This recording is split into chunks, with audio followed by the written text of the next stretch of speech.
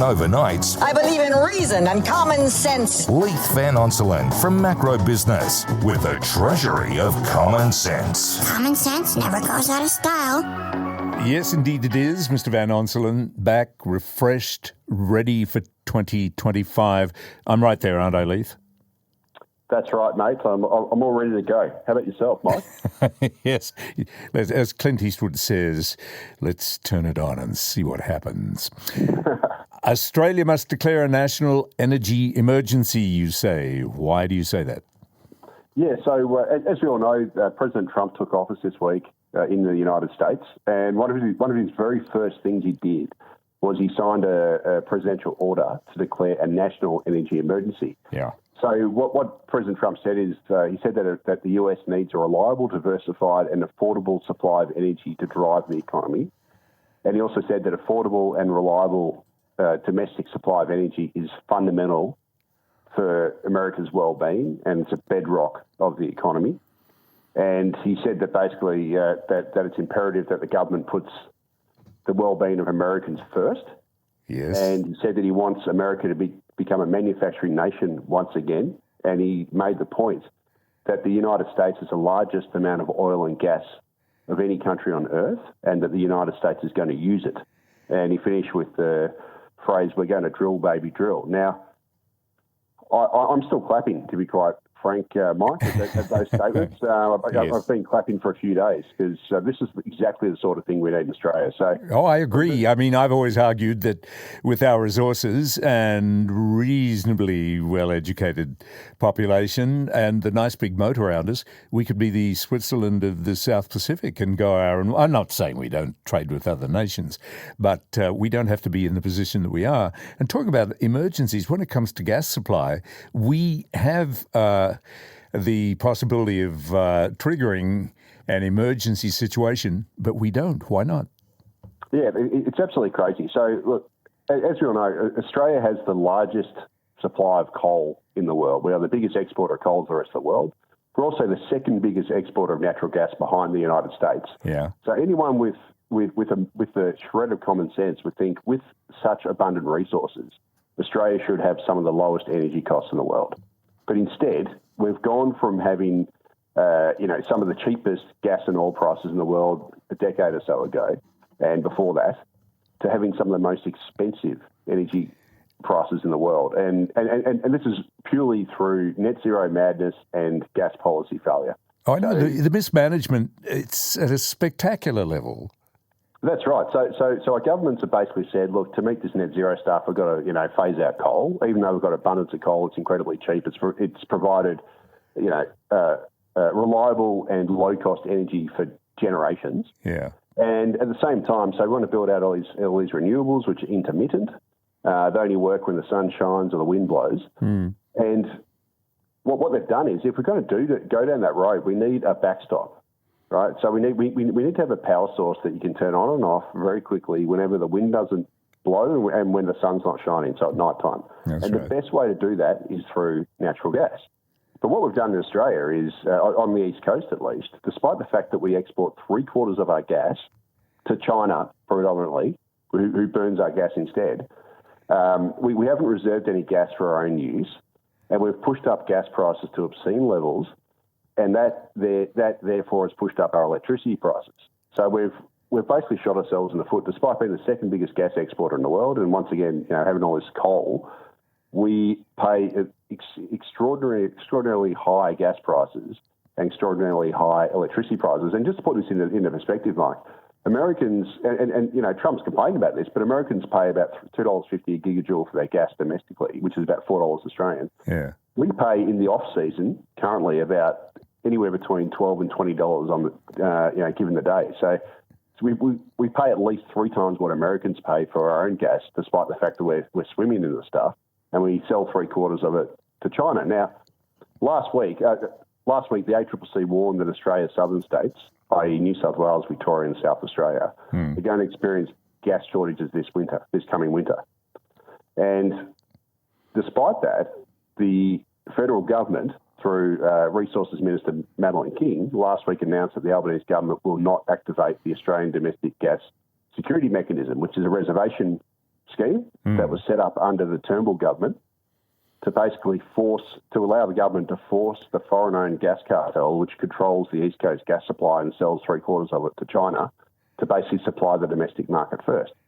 And despite gas prices soaring after Russia invaded Ukraine a couple of years ago, Labor has never pulled this ADGSM measure that was set up by the Turnbull government.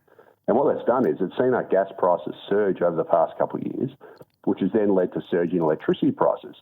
And Labor's refusal to trigger the ADGSM will hand even more power to the gas export cartel. It will basically guarantee that the price shock that we've experienced for the last 2 years will get worse as we head into winter and we hit these shortages. And just to add the ultimate insult to injury, Mike, it's gotten so absurd that despite the fact that we export 3/4 of our gas mostly to China on the East Coast, we're now going to build import terminals in Port Kembla in New South Wales, and one's planned for Victoria and South Australia. So we export 3/4 of the gas, but we're going to suddenly start importing gas to overcome a domestic shortage, which has been borne by stupid policy, which has allowed foreign-owned companies to export our gas without supplying us first. It just makes no sense. And all it's going to do is it's going to lock in higher prices, push up inflation, and no doubt the response from the federal government will be to increase subsidies for energy, which will cost us taxpayers money. It will effectively mean that we're paying more tax to effectively put money in the pockets of a foreign-owned gas cartel, rather than simply regulating that, forcing them to supply us at a reasonable level at a lowish cost, which is what they should do. And, if we don't fix this, we're going to have a shrinking manufacturing base, we're going to have higher cost of living, and we're going to have higher inflation, and it's an absolute disaster. Yes, it is. And the impact of on the quality of life and also safety, hospitals, all that kind of thing. We've got to keep all those going with refrigeration, whatever they use. But what intrigues me, apart from anything else, is this is all happening in an election year.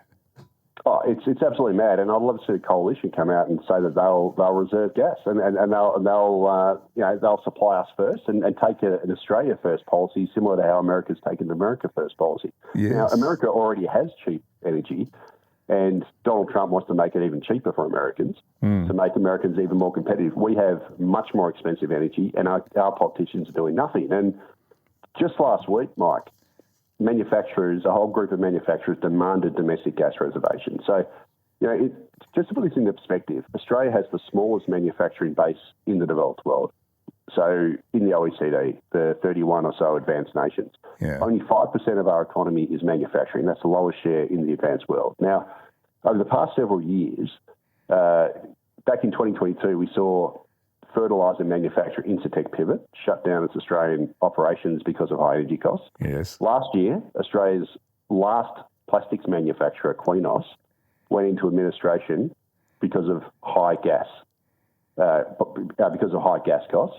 Orica, which is the world's largest producer of explosives and chemicals for mining and fertilisers for farming, last week came out and complained that Australia's electricity prices have tripled in the past 10 years, and gas prices have gone up fourfold because of this ridiculous policy. And the managing director, Sanjeev Gandhi, said that Orica is planning to divest in Australia, so reduce its activities in Australia and expand in the US, because the US is pro-manufacturing and they've got cheap energy.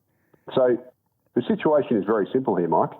We've already got the lowest manufacturing share in the OECD, and if we don't do something about this energy market, so, if we don't start burning our own cheap coal and we don't, get off this net zero bandwagon, and we don't fix the gas market so we can give ourselves cheap gas, which therefore means cheap electricity, all it means is that our manufacturing sector, which is already the smallest in the world, is going to continue to shrink. We're going to have a less diversified economy, a less productive economy, and we're going to have higher inflation, higher cost of living, and we're going to be spending more of our tax dollars to try and subsidise our own energy, which is basically going to flow into a foreign-owned gas cartel instead of into our pockets. And, Australia, as I said, Australia's got one of the largest stocks of coal and gas in the world. So why not use it ourselves instead of exporting this coal to China and exporting our gas to China. So China can burn our coal and can burn our gas instead and increase its carbon emissions. So China accounts for, burns 30% more coal than the rest of the world combined. It accounts for nearly 1/3 of the world's emissions, and it's rising at a near exponential rate while we're all cutting back. China has driven nearly 2/3 of the world's emissions since 2000, so 2/3 of the growth in the world's emissions since 2000. So not just Australia, but Europe as well, we've all deindustrialised for this net zero fantasy.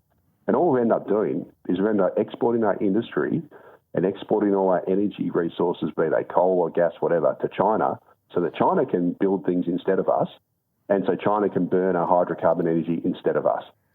And in the end, it's not lowering the world's emissions because China's just burning it instead of us.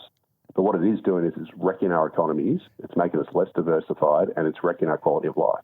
It sure ain't doing anything for Australia or Australians. So I really, really don't get it. I mean, why is the government hell-bent on continuing down this path? What's in it for them? Yeah, it makes no sense. Reliable and affordable energy is the absolute bedrock of a prosperous and modern economy. Now, President Trump seems to realise that, which is why he's taken this America First approach. Drill, baby, drill. They want to use their own resources first. Yes. They want to drive down energy costs in America so they can start building things again, so they can boost their manufacturing. Why isn't Australia doing the same? America has oodles of gas and oodles of oil through their fracking program. Yep. We've got oodles of coal and oodles of gas. We could be doing the same approach as America. We could have some of the cheapest energy prices in the world. We could solve our cost of living problem. We could solve our inflation problem. We could boost our manufacturing sector because we'd have cheap energy, cheaper than the rest of the world. But we're doing none of this stuff. And instead we're deindustrialising our economy. We're driving up cost of living. We're creating higher inflation than there needs to be. And we're ultimately lowering our living standards for what? What are we doing this for? And why? And when is our government, whether it's Labor or Liberal, going to stand up for Australians? So they should be following the Trump administration. Indeed. And they should be declaring a national energy emergency. Which is something we can absolutely do if we so choose, apparently. Leith, appreciate it as always. Thank you for coming on the program. Yeah, thanks, Mike. Anytime. Leith Van Onselen, and Leith's Chief Economist of the MB Fund and MB Super and co-founder of Macro Business.